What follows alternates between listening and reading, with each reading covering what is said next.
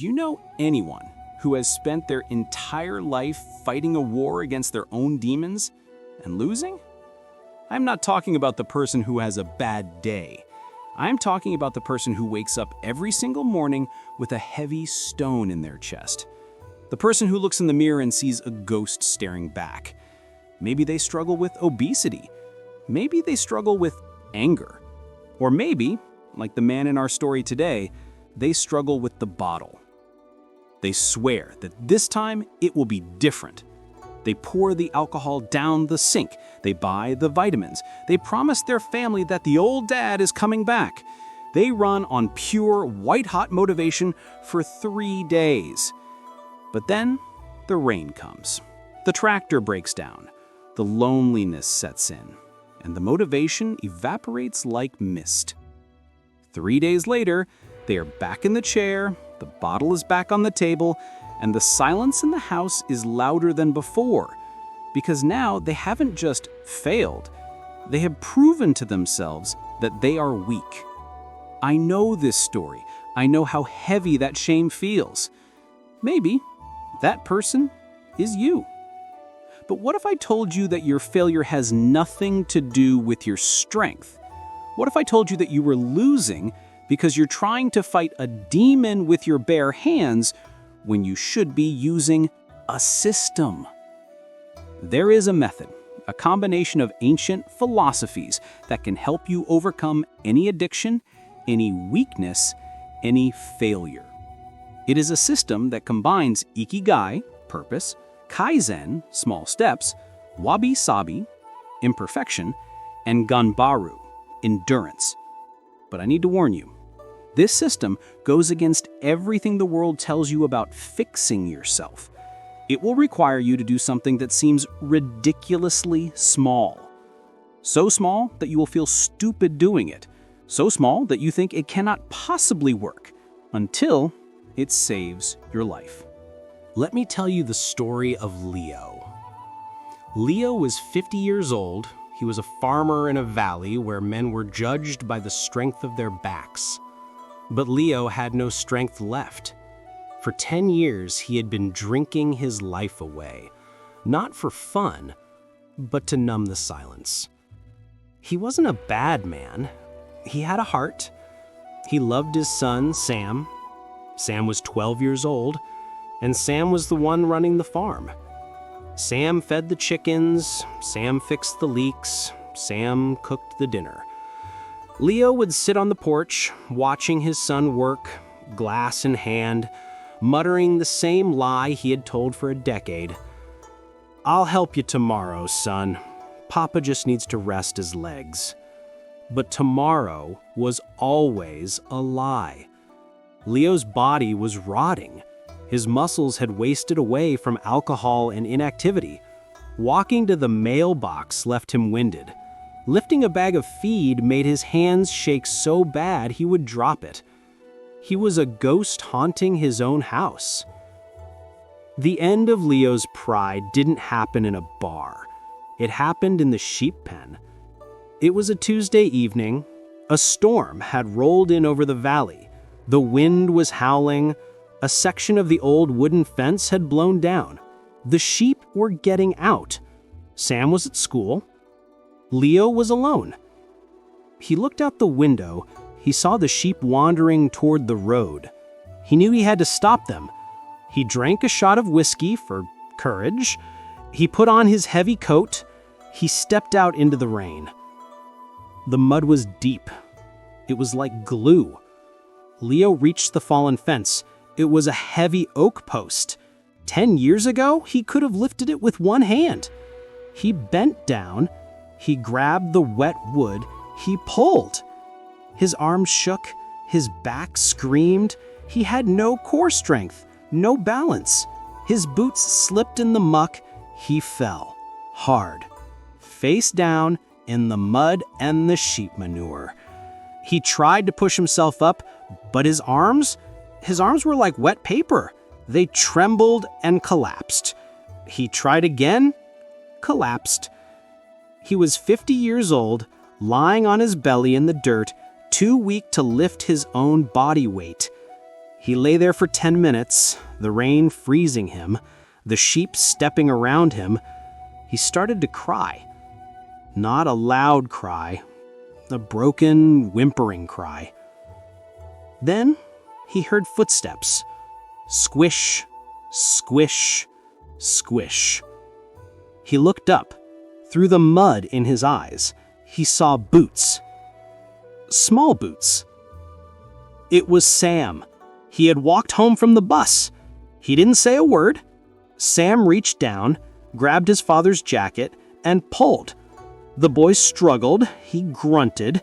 He dragged his father out of the mud and propped him up against the barn wall. Then, Sam walked past him. He picked up the heavy fence post that Leo couldn't lift. He slammed it back into place. He wired it shut. Leo sat in the mud, watching his son be the man that he failed to be. He realized then, I am not a father. I am another broken thing my son has to fix. That night, Leo locked his bedroom door. He looked at the shotgun in the corner. He thought about it, but he was too cowardly even for that. Instead, he sat on the floor and wept until he passed out. Leo knew he couldn't do it alone. He had tried to stop drinking 100 times. The withdrawal always broke him. He didn't go to a doctor. He went to the old man. Named Elder Silas. Elder Silas lived in a shack at the edge of the high woods. He was a local legend. 40 years ago, he had been a drunkard and a violent man before he traveled to an ancient village and came back changed. Leo arrived at the shack, soaking wet, shivering, smelling of old whiskey and mud. Silas was outside, chopping wood. Chop, chop, chop. The rhythm was perfect. Leo collapsed on the bench. "Help me, Silas. I'm dying." Silas didn't stop chopping. "We are all dying, Leo. Some just do it faster than others." "I can't stop," Leo sobbed. "I try to work, but I'm too weak. I try to quit drinking, but the shakes. I need a cure, Silas. Give me a medicine. Give me a plan." Silas put down the axe. He looked at Leo. He saw the trembling hands. He saw the hollow eyes. "Tell me," Silas asked, "how many times have you tried to quit?" "Every Monday for 10 years. "And how long does it last?" "A day, maybe 2. Silas nodded. "You fail because you are arrogant, Leo." Leo blinked. "Arrogant? I'm lying in the mud. I'm the lowest man in the valley." "Yes, but you try to fix 10 years of damage in 1 day. You wake up and try to be Superman. You try to farm the whole field when you cannot even lift a shovel. That is arrogance. You are trying to win a war when you do not even have the strength to hold a sword. I will give you a path, but you will hate it.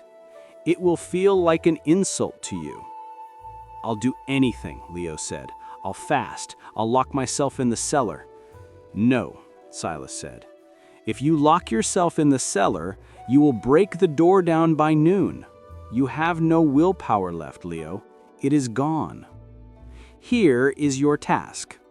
Tomorrow morning, when you wake up, before you do anything else, you will drink 1 glass of water." Leo stared at the old man. The anger rose in his chest. "Water? I'm an alcoholic, Silas. My liver is failing. My son hates me. And you're giving me water?" "Yes," Silas said calmly. 1 glass. You can drink your whiskey after.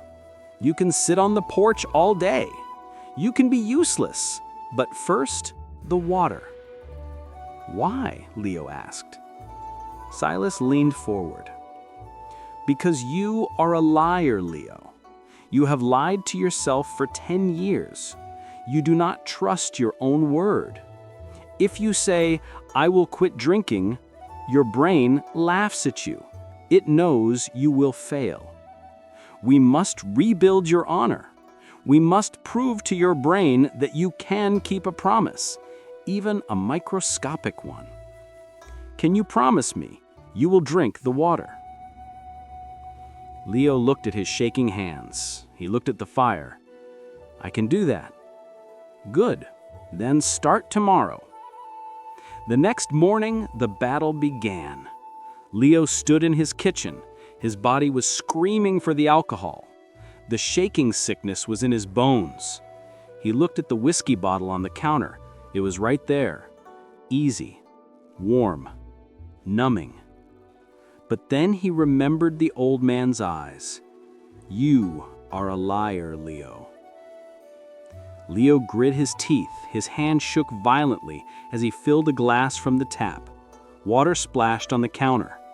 He lifted it to his lips. He drank. It was cold. It tasted like iron. He set the glass down. 5 minutes later, he poured a shot of whiskey and drank that too. He felt like a fraud. He had drunk the water, but he had still succumbed to the demon. He thought, "This is stupid.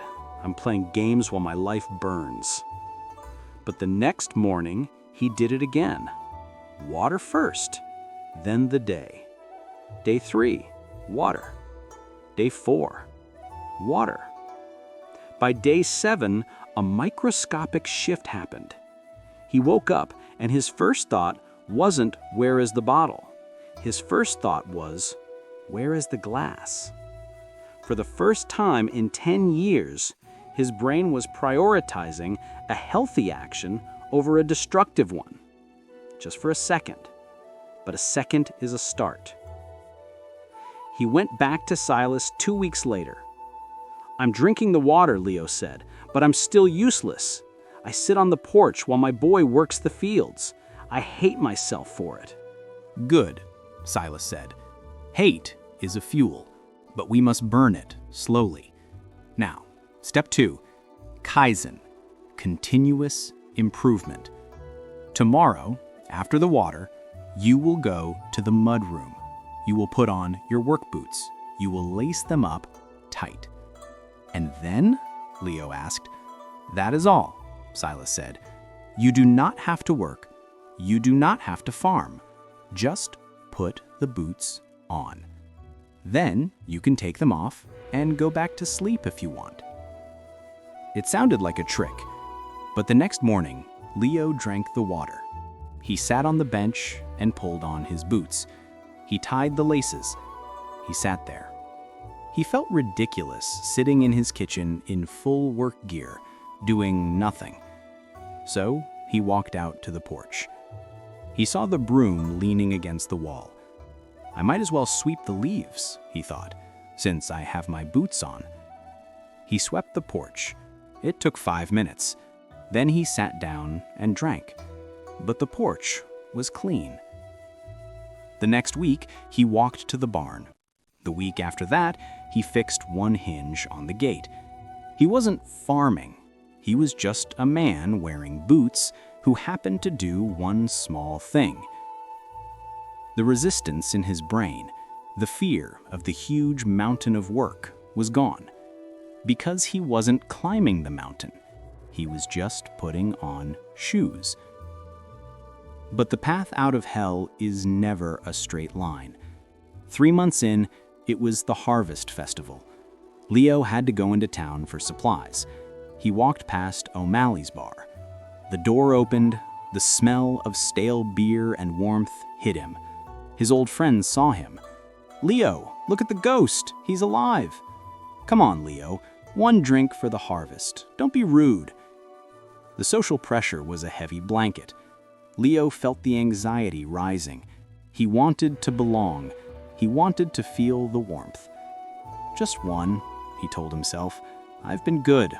I fixed the gate." He didn't have one. He had 12. He woke up the next morning in the drainage ditch a mile from his farm. He was covered in mud. Again, his head was splitting. The shame was so heavy he couldn't breathe. He stumbled home. Sam was in the kitchen, making breakfast. Sam looked at his father. He smelled the whiskey, he saw the mud. Sam didn't yell. He just turned back to the stove.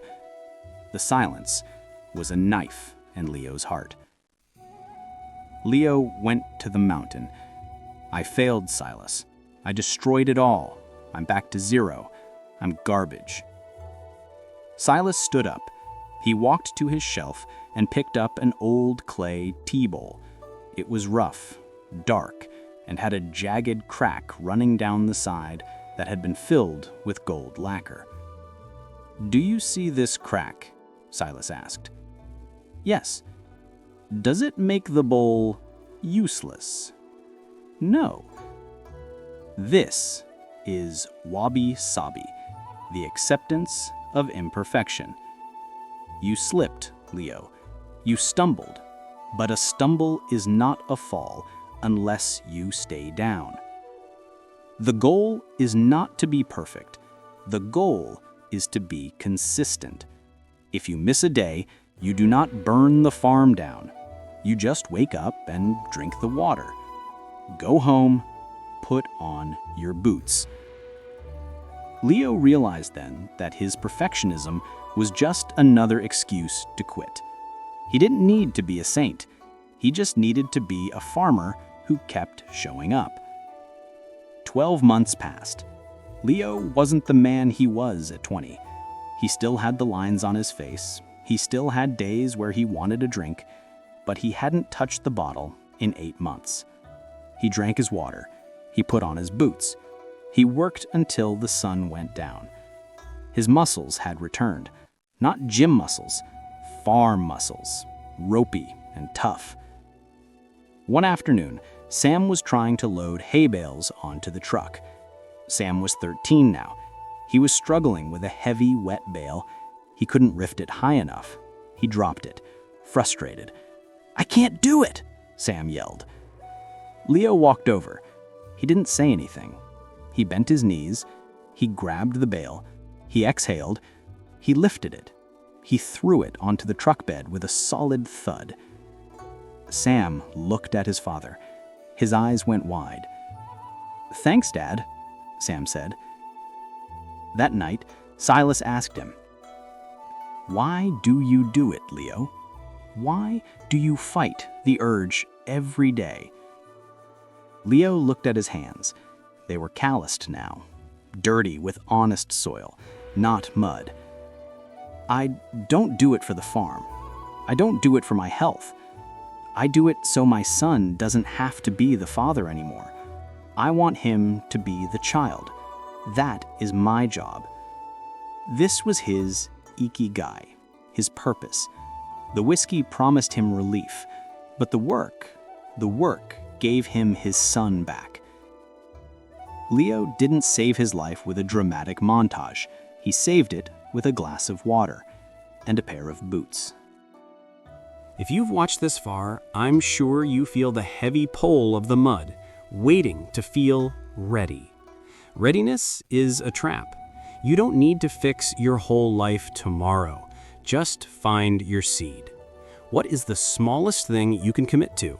A glass of water? Making your bed? Commit to that seed tomorrow. Build trust by keeping that tiny promise. Protect the seed, and the harvest is guaranteed. What is your one small step for tomorrow? Tell me in the comments.